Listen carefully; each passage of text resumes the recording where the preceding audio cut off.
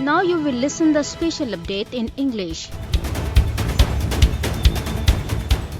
In Indian illegally occupied Jammu and Kashmir, Indian troops in their fresh act of state terrorism martyred 2 more Kashmiri youth in Bandipora district today. The troops killed the youth during a cordon and search operation in Watrina village at the outskirts of the Bandipora town. Earlier on Thursday, the troops martyred 4 youth, 3 in Baramulla and 1 in Shopian districts in Fak and Kantas. Indian troops sealed all entry and exit points in Uri area of Baramulla and continued house-to-house search operations. Army officials said that 3 soldiers were injured in an attack in the area today. Indian police arrested a youth near Jammu railway station in the city today.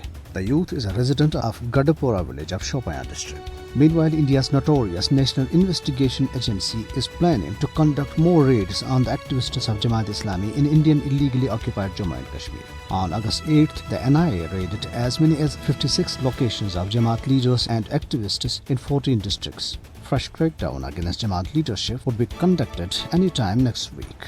The All-Party Hurriyat Conference spokesman, in a statement issued in Srinagar, deplored that occupied territory had been completely besieged by more than 1 million Indian troops. He demanded an early intervention by the United Nations to implement its resolutions on Kashmir to end heinous war crimes committed by Indian troops in occupied territory. Hurriyat leaders and organizations including Ghulam Ahmad Khan Sopori, Bilal Ahmad Siddiqui, Imtiaz Wani and Abdul Majid Mir have hailed the Prime Minister of Pakistan Imran Khan for raising the Kashmir dispute and the Indian state terrorism in his address to the United Nations General Assembly.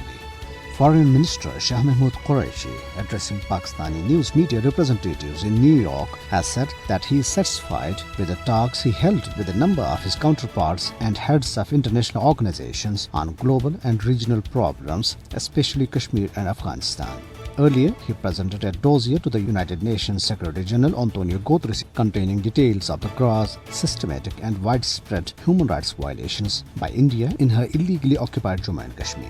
Minister for Information and Broadcast Chaudhry Fawad Hussain has said that Prime Minister of Pakistan Imran Khan, in his virtual address to the United Nations General Assembly, exposed India's fascist face before the world.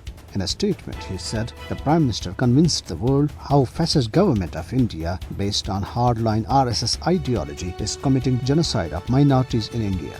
The Kashmiri diaspora held protests outside the Indian consulate in Birmingham against Indian Prime Minister Narendra Modi's speech at the United Nations General Assembly. The President of Tehreek-e-Kashmir UK, Raja Fahim Kiani, President Tehreek-e-Kashmir Europe, Mohammad Ghalib, President of the Trade Union Council Birmingham, Ian Scott, General Secretary of the Stop the War Coalition Birmingham, Stuart Richardson, and others addressing participants said Modi's hands are stained with blood of thousands of Muslims in Kashmir and India.